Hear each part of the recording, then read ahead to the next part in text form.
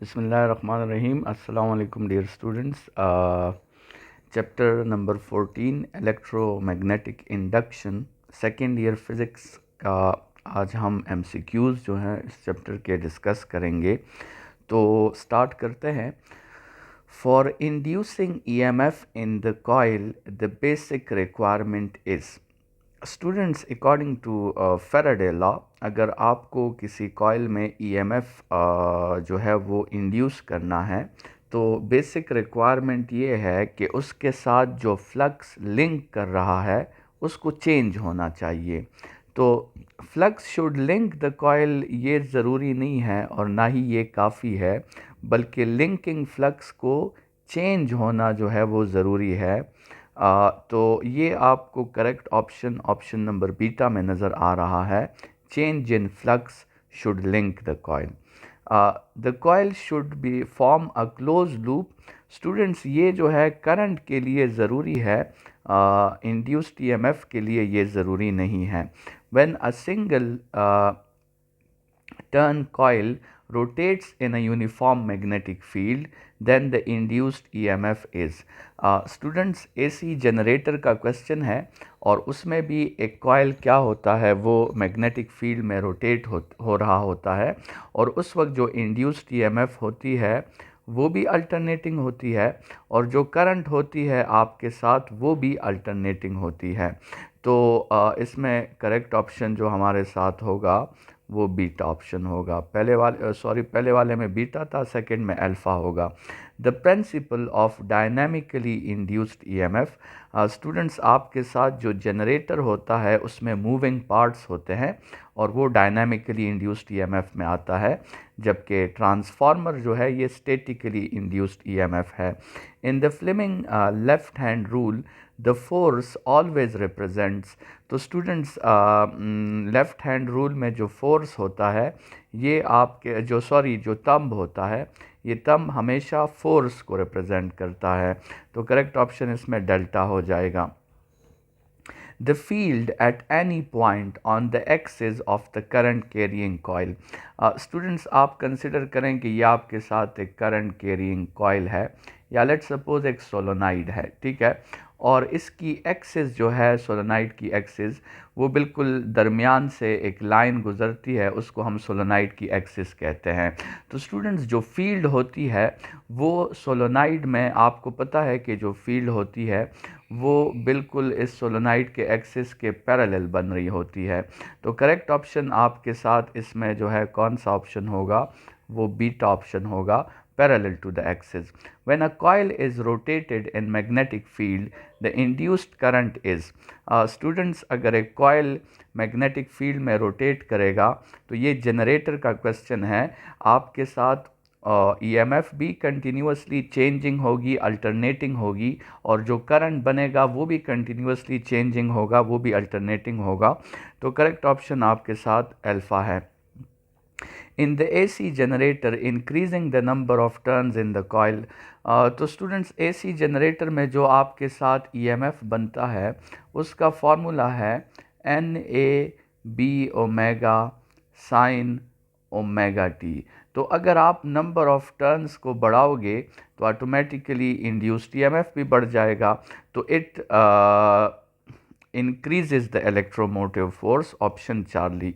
The device in which EMF is statically induced, students उस device को transformer कहते हैं। What is the coefficient of mutual induction when magnetic flux changes by this amount and the current in the coil is 0.01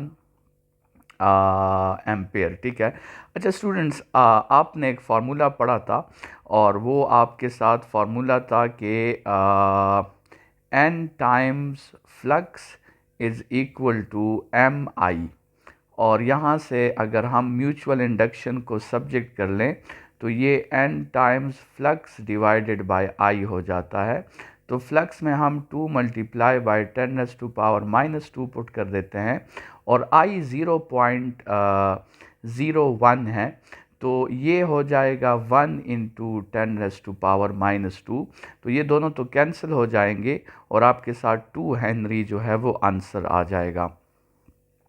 The induced EMF in the coil is proportional to magnetic flux through the coil, rate of change of magnetic flux through the coil। चूँकि यही आपके साथ जो है वो Faraday law है कि induced EMF is directly proportional to the time rate of change of magnetic flux। तो ऑप्शन बीटा करेक्ट है। In the coil, current changes from 2 to 4 ampere in 0.05 seconds. If the average EMF is 8 volt, then the coefficient of self inductance is। Students, आपके साथ एक formula है, induced EMF is equal to L delta I divided by delta T। तो इसमें आपको induced EMF की value given है 8 और L को अपनी जगह पे लिख लें, डेल्टा I देख लें 2 से लेकर 4 तक, तो चेंज इन करंट 2 का आ गया और ये डिवाइडेड बाय 0.05 हो जाएगा। तो स्टूडेंट्स आपके साथ जो है L की वैल्यू क्या आ जाएगी? L की वैल्यू आ जाएगी आपके साथ 8 मल्टीप्लाई बाई 0.05 डिवाइडेड बाई 2। अच्छा, 8 डिवाइडेड बाई 2 से तो आपके साथ 4 आ जाएगा, तो ये आपके साथ 4 इंटू 0.05 की जगह स्टूडेंट्स आप 5/100 लिख लें। तो 4 5s आर 20 और 20/100 से आपके साथ 0.2 आता है। तो स्टूडेंट्स करेक्ट ऑप्शन आपके साथ अल्फ़ा हो जाएगा। Which of the following quantity remains constant in step up transformer? Students आपको पता है कि स्टेप अप ट्रांसफार्मर में वोल्टेज जो है वो बढ़ जाता है और करंट कम हो जाता है, लेकिन पावर क्या रहता है? पावर ट्रांसफर कांस्टेंट रहता है। नेक्स्ट क्वेश्चन है कि in a step up transformer has a transformation ratio of 3:2। तो स्टूडेंट्स इसका मतलब ये है कि NS/NP किसके इक्वल है? 3/2 के। स्टूडेंट्स ये ट्रांसफार्मर क्या कर सकता है? ये VS को 3/2 टाइम्स VP कर सकता है और IS को 2/3 टाइम्स IP कर सकता है। ठीक है, तो अब वो आपसे कह रहे हैं कि द प्राइमरी वोल्टेज इज 30, मतलब यहाँ पे आप 30 वैल्यू पुट करें, तो 30 इंटू 3 90 और 90 डिवाइडेड बाई 2 से आपके साथ 45 आंसर आ जाएगा। तो 13 में करेक्ट ऑप्शन 45 अल्फ़ा हो जाएगा। Eddy current is produced. Students, जब आप किसी कोर को, किसी मेटल कोर को एक वेरिइंग मैग्नेटिक फील्ड में रखते हैं, तो उस मेटल कोर में जो करंट प्रोड्यूस होती है उसको एडी करंट कहा जाता है। तो इसका करेक्ट ऑप्शन आपके साथ अल्फ़ा है। When a metal is placed in या kept in varying magnetic field. तो स्टूडेंट्स ये आपके साथ MCQs हो गए चैप्टर नंबर 14 के, और इंशाल्लाह नेक्स्ट लेक्चर में हम इसके न्यूमेरिकल्स जो हैं वो डिस्कस करेंगे। तो आज के लेक्चर के लिए इतना ही। अपना ख्याल रखिएगा। खुदा हाफ़िज़ स्टूडेंट्स।